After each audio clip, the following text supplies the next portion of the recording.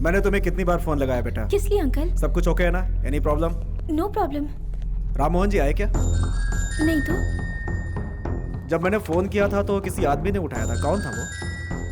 पर यहाँ तो कोई नहीं था। नहीं नहीं, कोई तो था। जब मैंने फोन किया था तो कोई पड़ोसी यहाँ आया था क्या? कोई नहीं आया था अंकल। तुम रुको बेटा, मैं देखता हूँ। हेलो, कौन बोल रहा है? सर मैं मुंबई से बोल रहा हूँ। मुंबई से बोल रहे हैं? राम मोहन जी से बात करनी थी। राम मोहन जी तो मुंबई में ही है। नहीं सर, वो तो मुंबई से Okay. हैदराबाद जाकर लौट आया है। हैदराबाद से लौट आए हैं क्या? जी सर। ओके। राम मोहन जी तो इवनिंग फ्लाइट से यहाँ लौट आए हैं। लौट आए हैं? फिर अब तक घर क्यों नहीं पहुँचे? पता नहीं, मेरा दिल बहुत घबरा रहा है। फ्लाइट आए हुए काफी देर हो चुकी है। आज ट्रैफिक भी नहीं है। फिलहाल उन्हें पहुंच जाना चाहिए था। मुझे लगता है समथिंग इज रॉन्ग। डॉक्टर साहब, ये कैदी का ड्रेस देखिए। ये किसका है? ये जगन का है सर। ये बात इतने यकीन से कैसे कह रहे हैं? जगन ने जो कैदी का ड्रेस पहना था उसका नंबर 777 है। ड्रेस यहाँ है, इसका मतलब वो यहाँ यकीनन आया होगा। ज्योति, सच्चाई से पर्दा हटा दो, इसमें तुम्हारी ही भलाई है। मैं इस बारे में कुछ नहीं जानती सर, मेरा विश्वास कीजिए, मैं कुछ नहीं जानती। बेटा तुम समझ नहीं रही हो, वो पागल हमारे लिए खतरनाक साबित हो सकता है।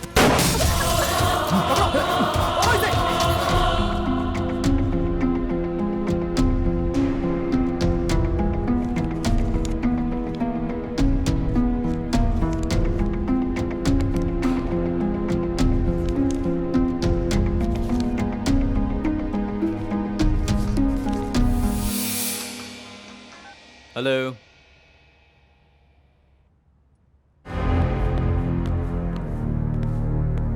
मैडम, ये सीआईडी ऑफिसर प्रताप जी हैं। नमस्ते। नमस्ते। हमें ऐसी इन्फॉर्मेशन मिली है कि जगन फरार होकर सीधा यहीं पर आया है।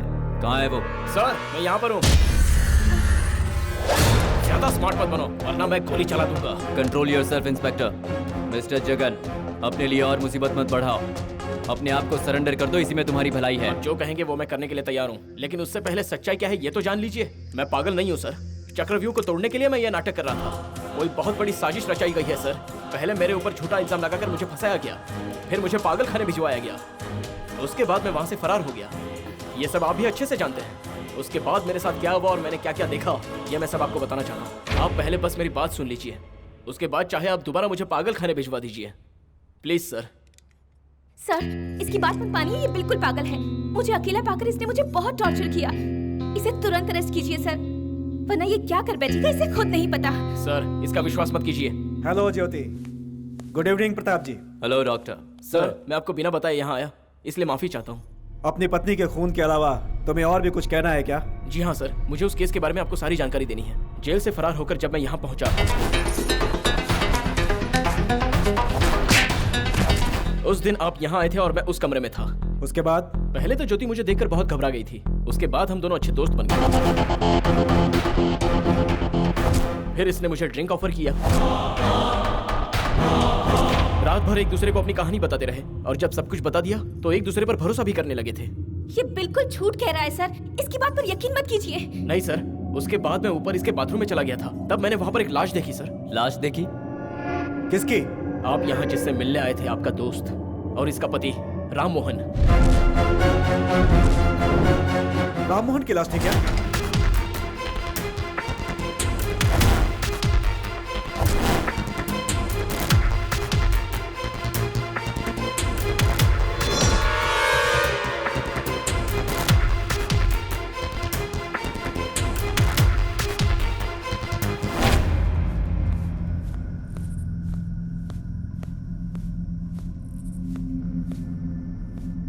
हाँ मिस्टर जगन, बोलिए सर। तुमने कहा बेडरूम के होल से तुमने किसी और को देखा था। जी हाँ सर। उसे देखकर पहचान लोगे? डेफिनेटली पहचान लूंगा sir. Oh good. Inspector sir.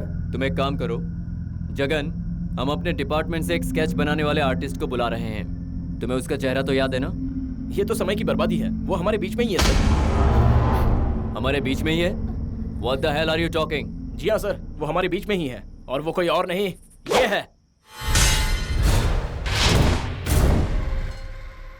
ए, पागल है क्या जो मेरी तरफ इशारा कर रहा है? मैं इससे पहले यहाँ डॉक्टर साहब के साथ ही आया था, उसके बाद आज आया हूँ। मैं यहाँ अकेला कब आया था? राम मोहन की वाइफ के साथ उसी समय मेरी पहचान हुई थी। ज्योति, ये जो कह रहे हैं वो सच है?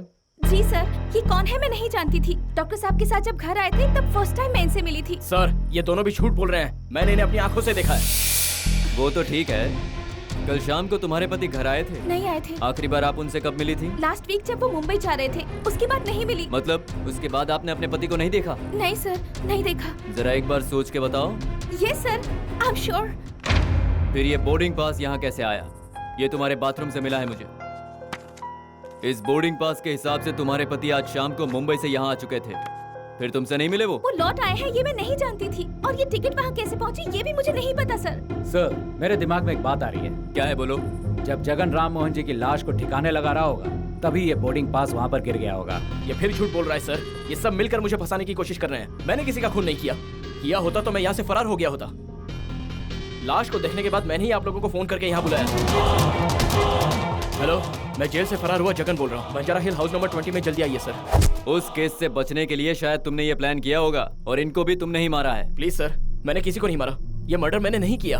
तुम्हारी पत्नी के मर्डर केस की फाइल मैंने बहुत अच्छी तरह से देखी है, तुम्हारी सारी दलीलें वेस्ट है। मैंने बहुत सारे पागलों को देखा है, लेकिन कत्ल करके उससे बचने के लिए पागल की एक्टिंग करने वाला पहली बार देख रहा हूँ। सिगरेट लेंगे? No thanks.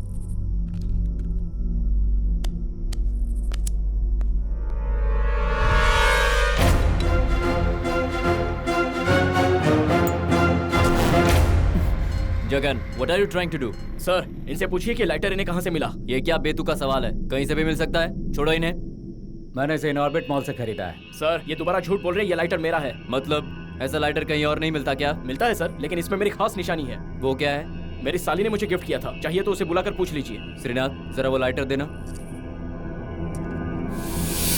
Inspector sir. जरा जानकी को फोन करो और उसे यहाँ बुलाओ। Yes sir.